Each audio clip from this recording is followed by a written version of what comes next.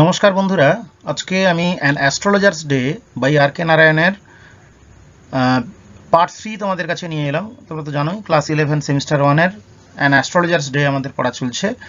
এর আগে পর্যন্ত যতটা আমরা পড়েছি সেখানে আমরা জানতে পেরেছি যে জ্যোতিষের কাছে রাত্রিবেলায় হাত দেখানোর জন্য যে অপরিচিত স্ট্রেঞ্জার এসেছিলেন ব্যক্তিটি, তিনি অনেক দর কষাকষির পরে 1 টাকাতে সম্মত হয়েছেন এবং জ্যোতিষ শেষ পর্যন্ত তার সম্পর্কে পার্টিকুলারলি বেশ কিছু কথা বলেছে।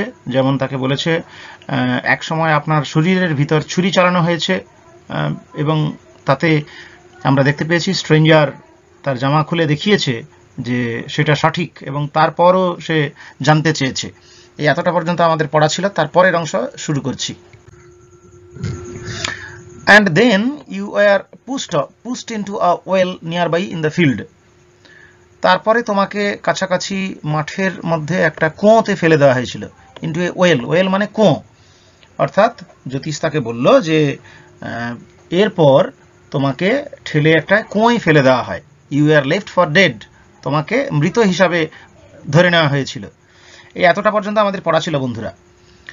I should have been dead if some passerby had not chanced to peep into the well, exclaimed the other, overwhelmed by enthusiasm.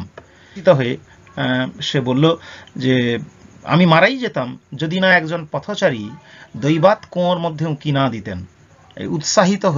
উৎসাহে আচ্ছন্ন হয়ে অন্যজন বললেন। এখানে অন্যজন বলতে দা আদার বলতে আমরা বুঝতেই পারছি যে স্ট্রেঞ্জারকে বোঝানো হয়েছে। স্ট্রেঞ্জার সেই যে অপরিচিত লোকটি, সে বলল I should have been dead, আমি মারাই যেতাম, ইফ সাম পাসারবাই, পাসারবাই মানে পথিক, পথচারী, হ্যাড নট চান্সড টু পিপ, পিপ মানে উঁকি দেওয়া, পিপ ইনটু দ্য ওয়েল, ওই কুয়োতে যদি উঁকি না দিত তাহলে আমি ওখানেই মারাই যেতাম। উৎসাহে অভিভূত হয়ে, ওভারওয়েলড মানে অভিভূত হওয়া, পাজলড হতচকিত হয়ে গেছে সে, মানে সে ভাবতেই পারেনি যে জ্যোতিষ তাকে এইভাবে বলে দেবে, তাই উৎসাহিত হয়ে সে বলছে when shall I get at him, he asked clenching his fist. তার মুঠো শক্ত করে ধরে সে জিজ্ঞাসা করলো কখন ওকে ধরতে পারবো। অর্থাৎ ওকে বলতে তার সেই মার্ডারারকে বা তাকে খুন করার যে চেষ্টা করেছিল, কখন আমি তার নাগাল পাবো। অ্যাকচুয়ালি গেট অ্যাট মানে নাগাল পাওয়া।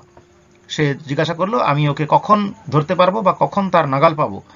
ক্লেঞ্চিং হিজ ফিস্ট, ফিস্ট মানে হাতের মুষ্টি, অর্থাৎ মুষ্টি দৃঢ়ভাবে মুড়িয়ে, ক্লেঞ্চিং মানে ওই শক্ত করে মুঠো করা, মুঠো করে, অর্থাৎ তার একটা রাগ কষ্ট, তার বহিঃপ্রকাশ হাতের মুঠিতে আমরা বুঝতে পারছি।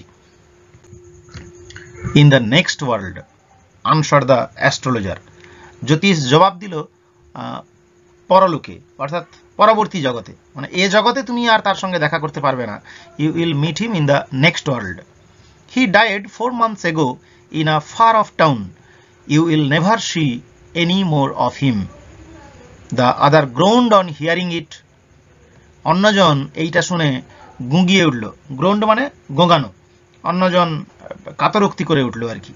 কোন কথাটায়? অ্যাস্ট্রোলজার যখন তাকে বলল যে পরবর্তী জীবনে তুমি তার দেখা পাবে।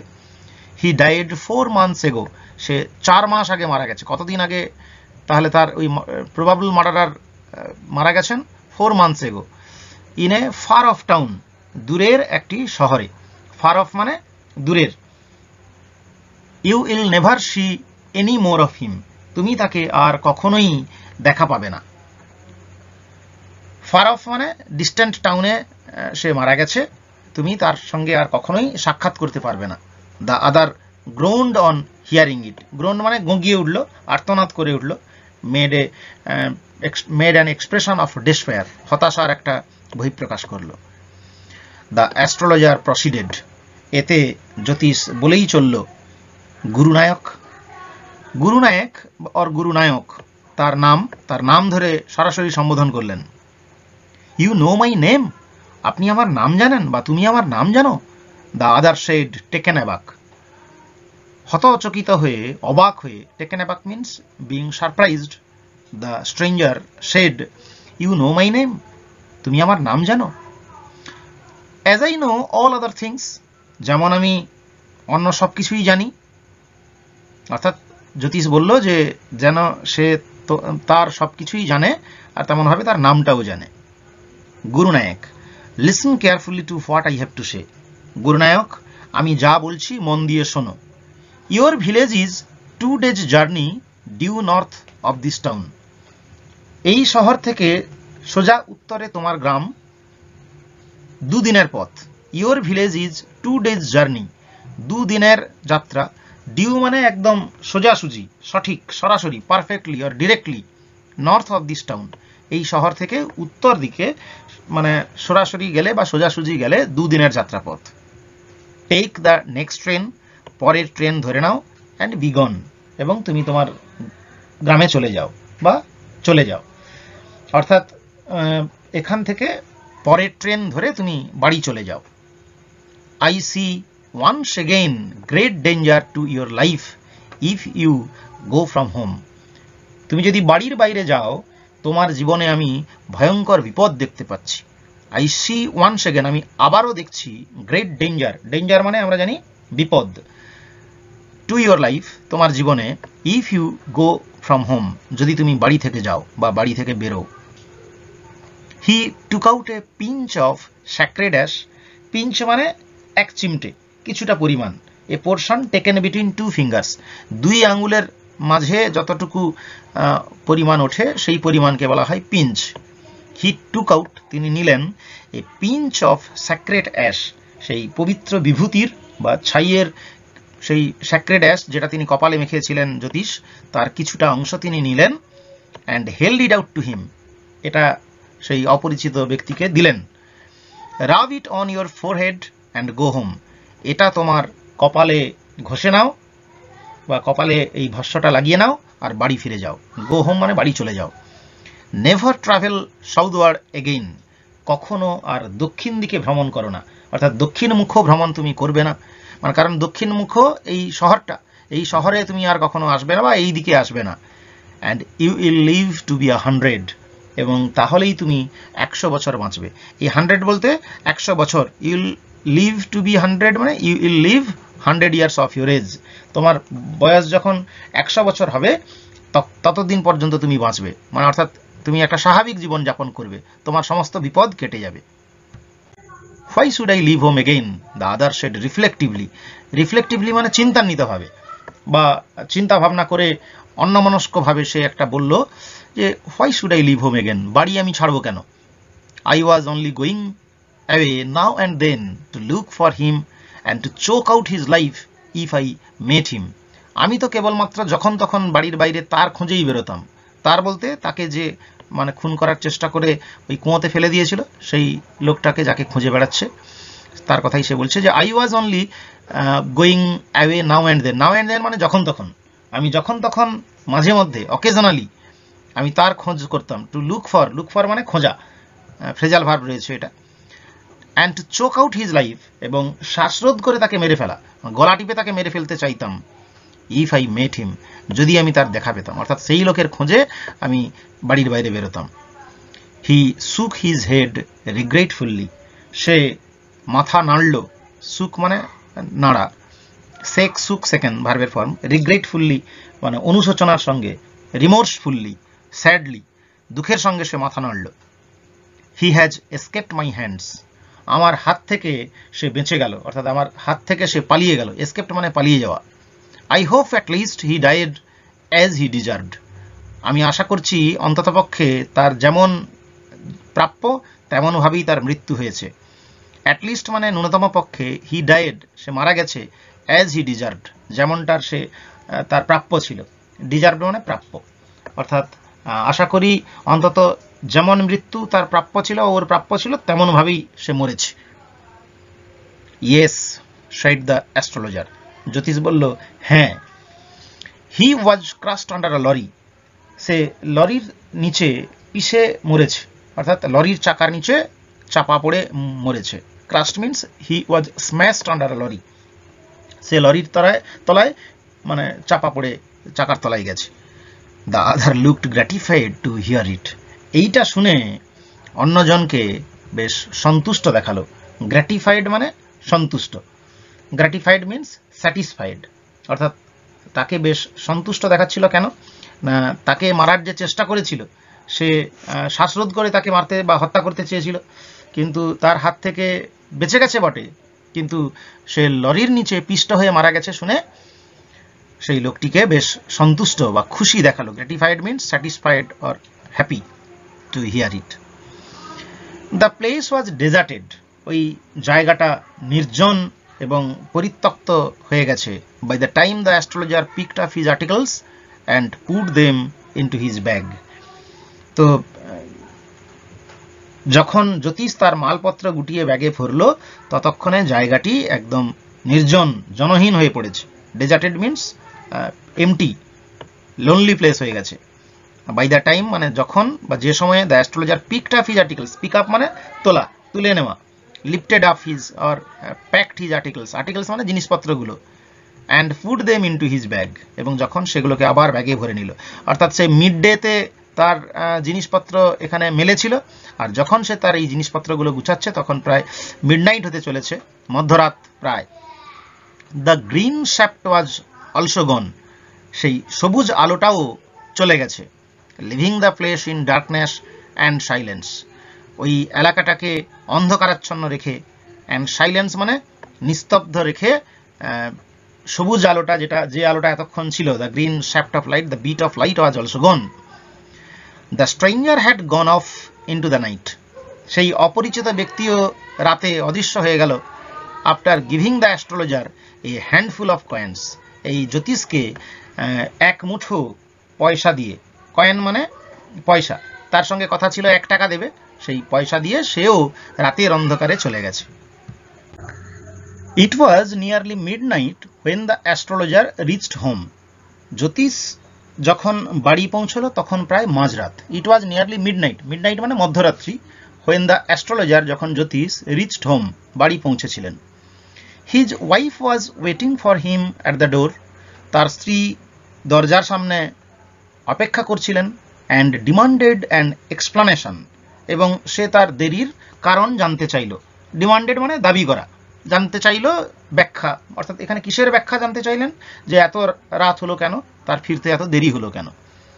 হি flung the coins at her, সে তার দিকে ওই কয়েনগুলো ছুঁড়ে দিল, বা কয়েনগুলো তার হাতে দিয়ে দিল। অ্যান্ড শেড, তাকে বলল, তার স্ত্রীকে বলল, count them, one man gave all that, এগুলো গোনো, একজন লোকই এইগুলো দিয়েছে। অর্থাৎ একজন লোকের কাছে ওগুলো গুনে ফেলো, একটা লোকের কাছ থেকেই এই সবগুলো পয়সা পাওয়া গেছে, সে তার স্ত্রীকে বলল। 12.5 আনাজ, সি সেড, কাউন্টিং, তার স্ত্রী গুনে বলল 12.5 আনা রয়েছে, অর্থাৎ 12.5, 12.5, অর্থাৎ 12.5 আনা রয়েছে বলে তার স্ত্রী জানালো। সি ওয়াজ ওভারজয়েড, সে অত্যন্ত আনন্দিত হলো। ওভারজয়েড means he was happy, he was extremely delighted. I can buy some jaggery and coconut tomorrow, আমি কিছু তালের গুড় এবং নারকেল আগামীকাল কিনবো। অর্থাৎ সে আনন্দিত হয়ে বলল, কাল আমি কিছুটা গুড় আর নারকেল কিনতে পারবো। The child has been asking for sweets for so many days now, অনেক দিন থেকে মেয়েটা মিষ্টি খাওয়ার কথা বলছে। I will prepare some nice stuff for her, আমি তাকে কিছু সুন্দর মিষ্টি তৈরি করে দেবো। অর্থাৎ কি মিষ্টি তৈরি করে দেবেন জ্যোতিষের স্ত্রী তার মেয়েকে? নারকেলি মিষ্টি, যেখানে তাল গুড় আর নারকেল দিয়ে সেই মিষ্টি তৈরি করে দেবে। এখানে stuff refers to sweets, stuff বলতে মিষ্টিকে বোঝানো হয়েছে। The swine has cheated me, শুয়োরটা তো আমায় ঠকিয়েছে। He promised me a rupee, ও আমাকে 1 টাকা দেবে কথা দিয়েছিল, প্রতিজ্ঞা করেছিল। আর রুপি, সেড দ্য অ্যাস্ট্রোলজার, জ্যোতিষ বলল। এখানে সোয়াইন হচ্ছে গালাগালি অর্থে ব্যবহার করা হয়েছে, কটূক্তি দিতে, দ্য ব্যাড ফেলো, ওই খারাপ লোকটা, কিন্তু অ্যাকচুয়ালি সোয়াইন মানে শুয়োর বা শুকর। Said the astrologer. She looked up at him, তার স্ত্রী তার দিকে তাকালো। You look worried, what is wrong, তোমাকে খুব চিন্তিত বা উদ্বিগ্ন দেখাচ্ছে, কিছু হয়েছে? বা হোয়াট ইজ রং, কি হয়েছে? নাথিং, কিছুই না, অর্থাৎ জ্যোতিষ বললেন কিছু না। After dinner sitting on the pyol he told her, তো ডিনারের পরে অর্থাৎ রাতের খাওয়ার পরে পিয়ল মিনস ভারতীয় বাড়ির বাইরে ছাদ সহ যে উঁচু বারান্দা থাকে তাকে বলা হয় পিয়ল। অর্থাৎ বারান্দায় বসে হি টোল্ড হার, সে তার স্ত্রীকে বলল, do you know a great load is gone from me today, তুমি কি জানো আজকে আমার মন থেকে বা আমার উপর থেকে একটা বড় বোঝা নেমে গেল। গ্রেট লোড মানে একটা বড় বোঝা। I thought I had the blood of a man on my hands all these years. আমি ভাবতাম আমার হাতে রক্তের দাগ লেগে রয়েছে এই এত বছর একটা লোককে খুন করার রক্তের দাগ। অর্থাৎ the blood of a man মানে একটা লোককে খুনের একটা চিহ্ন আমার কাছে, আমার সেই পাপের বোঝা যেন আমার মাথার উপরে ছিল। That was the reason why I ran away from home, এই কারণেই আমি বাড়ি থেকে পালিয়ে এসেছিলাম। Settled here and married you, এখানে আমি স্থায়ীভাবে বসবাস শুরু করলাম এবং তারপর তোমাকে বিয়ে করেছি। হি ইজ অ্যালাইভ, সে কিন্তু জীবিত, অর্থাৎ সেই লোকটা বেঁচে রয়েছে। এখানে সে লোকটা বলতে কার কথা বলছে? সে জ্যোতিষ বলতে চাইছে যে লোকটাকে সে খুন করে পালিয়ে এসেছিল, অর্থাৎ এই এতক্ষণ পর্যন্ত যে গুরুনায়ক তার পাশে ছিল। আশা করি তোমরা গল্পটার প্রেক্ষাপট বুঝতে পেরেছো। এই লেট নাইটে যে স্ট্রেঞ্জার তার কাছে হাত দেখাচ্ছিল, সেই লোকটাকেই সে নিজেই খুন করার চেষ্টা করেছিল। সি গেস্ট, তার স্ত্রী তো বিস্মিত হলো, হাঁ করে রইল। গ্যাস্ট মানে একদম হতচকিত হয়ে গেল। ইউ ট্রাইড টু কিল, তুমি হত্যা করার চেষ্টা করেছিলে? মানে তার স্ত্রী যেন বিশ্বাসই করতে পারছে না এই জ্যোতিষ নিজেই লোককে খুন করার চেষ্টা করেছে। ইয়েস, ইন আওয়ার ভিলেজ, হ্যাঁ আমাদের গ্রামে। When I was a Seely youngster, যখন আমি এক নির্বোধ বালক ছিলাম বা একদম বোকা যুবক ছিলাম একটা।